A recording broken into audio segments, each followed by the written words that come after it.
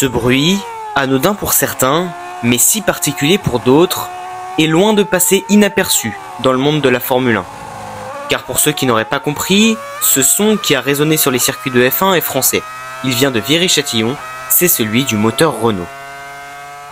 Mais si vous avez suivi les actus de la F1 ces dernières semaines, vous savez que le moteur Renault va complètement disparaître du paysage de la F1, presque 50 ans après son apparition. Et c'est ce qu'on va voir aujourd'hui. Mais juste avant que la vidéo ne commence, n'hésite pas à t'abonner et à la partager autour de toi, ça m'aiderait beaucoup à réaliser mon objectif de devenir journaliste sportif. Maintenant que ça c'est dit, place à la vidéo. Pourquoi le moteur Renault ne devrait pas disparaître de la F1 de cette manière? C'est parti.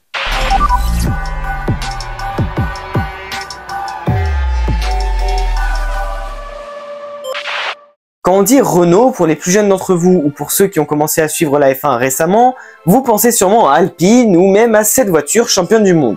Mais Renault en F1, c'est bien plus que ça. Renault est arrivé en F1 en fin de saison 1977 avec une technologie qui leur vaudra les moqueries du paddock. Ah oui, et petite précision, quand je dis Renault dans cette vidéo, je parle bien du motoriste et non pas de l'équipe. Bon après, de 1978 à 1985, ça vaut pour les deux, mais je préfère prévenir maintenant pour éviter toute confusion. Renault arrive donc avec une innovation technique, le moteur turbo. C'est compliqué au début, mais les Français s'accrochent pour terminer leur première course à Monaco en 1978 avec Jean-Pierre Jabouille et inscrira ses premiers points aux États-Unis en terminant 4e. En 1979, l'écurie Renault engage une deuxième voiture. Parce que oui, ils en avaient qu'une jusque-là et alignent René Arnoux aux côtés de Jabouille. Et lors du Grand Prix de France, Renault réalise un Grand Prix magnifique en s'imposant pour la première fois en F1 avec Jabouille. Arnoux finit lui 3e après une bataille épique avec Gilles Villeneuve, sans doute l'une des plus belles batailles de l'histoire de la F1. En 1981, Alain Prost rejoint René Arnoux au sein de l'écurie française. 3 victoires en 1981, 4 en 1982, et très vite, les autres équipes comprennent que le moteur turbo est le moteur qu'il faut pour gagner. En 1983, l'équipe Lotus passe du moteur Ford Cosworth atmosphérique au moteur Renault. Un moteur turbo donc. En 1984, c'est Ligier qui prend aussi le moteur Renault et en 1985, c'est Tyrrell qui suit le mouvement à partir du Grand Prix de France. Fin 85, Renault se retire en tant qu'équipe, mais le moteur de Viry, lui, continue à rouler avec Lotus, Ligier et Tyrrell. En 1987 et 1988, Renault se retire en tant que motoriste avant de revenir en 1989 pour une épopée fantastique. Renault revient avec un V10 au sein de l'équipe Williams. 2 victoires pour la première saison de l'association Williams-Renault. Suivent 2 autres victoires en 90, puis 7 en 91. La machine est lancée. 92, 93, 94, 95, 96, 97, toutes ces saisons seront remportées par le moteur Renault. Que ce soit au championnat pilote avec notamment Mansell, Prost, Schumacher, Hill et Villeneuve, ou même au championnat constructeur avec Williams et Benetton en 1995. Renault fait une pause en Formule 1 avant de revenir en 2001 avec Benetton, un an avant que la marque aux losanges ne rachète complètement l'écurie d'Enstone. Jenson Button et Jarno Trulli sont les 2 pilotes pour la saison 2002, mais en 2003, Jenson Button se fait remplacer par un jeune espagnol couvert par Flavio Briatore, un certain Fernando Alonso. L'Espagnol décroche sa première victoire en F1 en Hongrie, qui est par ailleurs la première victoire du moteur de Viry depuis 1997. Une seule victoire en 2004 acquise par Jarno Trulli à Monaco, mais en 2005 tout fonctionne parfaitement et Renault décroche le titre pilote et constructeur pour la dernière du V10 en Formule 1. En 2006, c'est l'arrivée des moteurs V8 2 litres 4 et le moteur V8 Renault va complètement dominer cette ère qui durera entre 2006 et 2013. Car si l'écurie Renault ne va remporter que la saison 2006, une nouvelle fois avec Fernando Alonso, Red Bull choisit le moteur Renault pour son aventure en F1 à partir de 2007. L'équipe va assez rapidement se construire et va décrocher 4 titres pilotes et constructeurs avec Sébastien Vettel entre 2010 et 2013, les dernières de l'ère du V10 2 litres 4. En 8 ans où les V8 sont passés en F1, Renault a remporté 5 titres pilotes et constructeurs. Preuve que le moteur de Viry-Châtillon a complètement dominé cette ère de la Formule 1. Et ils n'ont pas seulement brillé avec Red Bull et Renault, ils ont aussi fait leur retour avec Williams pour 2012 et 2013 et ont contribué à la victoire de Pastor Maldonado, qui est la dernière victoire de l'écurie de Grove à ce jour. Ils ont aussi fait leur apparition avec Caterham et avec Lotus quand ils rachètent Renault fin 2011. C'est d'ailleurs ce moteur qui est à l'origine de ce bruit considéré par certains comme le meilleur de l'histoire de la F1.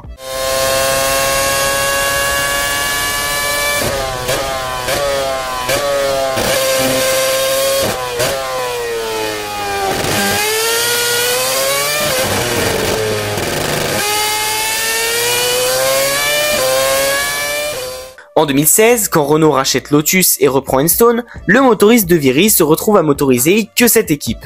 Enfin presque. Parce que les tensions montent entre Red Bull et Renault, l'équipe autrichienne accuse le moteur français d'être trop peu fiable et trop peu performant, et il s'avère que le V6 turbo hybride est loin de jouer les premiers rôles.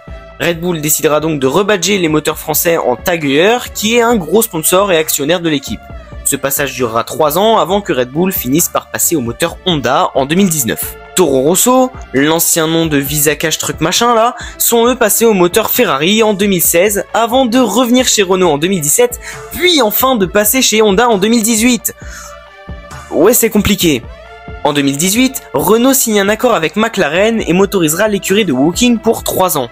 Fin 2020, le partenariat McLaren-Renault s'arrête et le moteur de Viry ne se retrouve qu'à motoriser Renault qui change de nom pour Alpine. Une dernière victoire en 2020 lors du Grand Prix de Hongrie avec Esteban Ocon, un moteur français qui gagne dans une équipe française avec un pilote français, une bonne manière de boucler la boucle. Au total, Viry-Châtillon et Renault, c'est 741 Grands Prix avec 11 constructeurs différents, 178 podiums, 216 pole positions, 505 podiums et 11 739 tours en tête. Mais surtout, 11 titres pilotes et 12 titres constructeurs. C'est le meilleur motoriste derrière Ferrari dans toute l'histoire de la F1. Et encore, je parle même pas des autres catégories. En bref, Renault est un incontournable, mais malheureusement, il va disparaître dans un peu plus d'1 an. Et voici pourquoi. Bon, on a vu l'histoire de Renault, mais maintenant, on va plus se concentrer sur la situation actuelle qui pourrait même conduire à une disparition totale d'Alpine en Formule 1. Bon, on l'a vu. Depuis 2021, Renault a comme seul client Alpine qui est basé à Enstone, l'ancien QG de Lotus, Renault, Benetton, etc. Si le clan Enstone a décidé de se séparer du moteur de Viry-Châtillon, c'est soi-disant à cause de son manque de performance, et accuse les moteurs français d'être la cause des très faibles résultats cette saison 2024 pour Alpine. Du côté d'Enstone, là où sont produits les châssis, on affirme que le châssis est incroyable et qu'il pourrait se battre pour les podiums à chaque week-end s'il y avait un bon moteur dans la voiture. Il faut savoir que depuis 2022 et la réglementation actuelle, les développements de tous les moteurs de la grille sont gelés, donc tous les motoristes ont interdiction d'améliorer les moteurs, etc. Et il s'avère que Renault a un peu loupé son moteur qui a un très léger déficit de puissance sur les autres motoristes depuis mars 2022. Mais comment expliquer alors la chute de performance depuis mars 2022 si le moteur est le même? En 2022, Alpine c'est 173 points et une 4ème place au championnat constructeur. En 2023, l'équipe marque moins de points mais décroche 2 podiums et lutte à la régulière contre des équipes comme Ferrari, McLaren ou Mercedes sur certains grands prix. Une 6ème place au championnat constructeur avec 120 points, il y a malgré tout de quoi mieux faire. Et oui, certes, il y a de la performance, le châssis est bon, le moteur peut l'être aussi, mais il y a beaucoup de casse du côté du bloc propulseur, c'est indéniable. Mais en 2024, Alpine se pointe avec une voiture noire carbone, 10 kg en trop, et végète dans les dernières places de la grille en qualif comme en course. L'écurie est actuellement 9ème du championnat constructeur avec 13 petits points après 18 grands prix. L'ironie dans l'histoire, c'est que là où l'équipe inscrit le plus de points, c'est sur des circuits qui demandent de la puissance moteur, comme Montréal, Barcelone ou encore Spa. Donc Alpine est en chute libre depuis 2 ans, mais c'est la faute du moteur, alors que c'est justement le seul truc qui n'a pas changé dans la voiture. C'est complètement absurde. Alpine se sépare donc du moteur Renault au profit du Mercedes pour la saison 2026, et Luca De Meo, le directeur général du groupe Renault Alpine depuis 2021, alimente cette décision par un manque de performance du moteur Renault et par une différence de coût abyssale entre les deux possibilités. Voici ce qu'il a d'ailleurs déclaré il y a quelques jours, peu de temps après la décision de la séparation avec Renault. C'est un crève-cœur. Cette décision résulte des mois et des mois d'observation. Malheureusement, dans mon job, je ne peux pas réfléchir comme un fan. Je suis un manager. Je gère une entreprise cotée en bourse et je dois repenser au projet F1 pour enfin gagner. Je cherche donc des raccourcis pour y parvenir. Là, on est devenu invisible. Encore 2 ans comme ça et le projet se dégonflerait complètement. On est depuis 3 saisons sur une pente descendante et il fallait secouer tout ça avec en parallèle une logique financière. C'est complètement le résumé de ce que je viens de vous dire. Mais il y a une explication peut-être plus rationnelle derrière tout ça et qui pourrait même conduire à la disparition totale du A fléché en Formule 1. Et c'est juste une histoire de gros sous. En effet, vous savez peut-être que l'équipe Hightech, que vous connaissez peut-être de la F2 ou de la F3, souhaite rentrer en Formule 1 depuis pas mal de temps maintenant. Ils avaient déposé une candidature en même temps que celle d'Andretti Cadillac qui avait été refusée au même titre.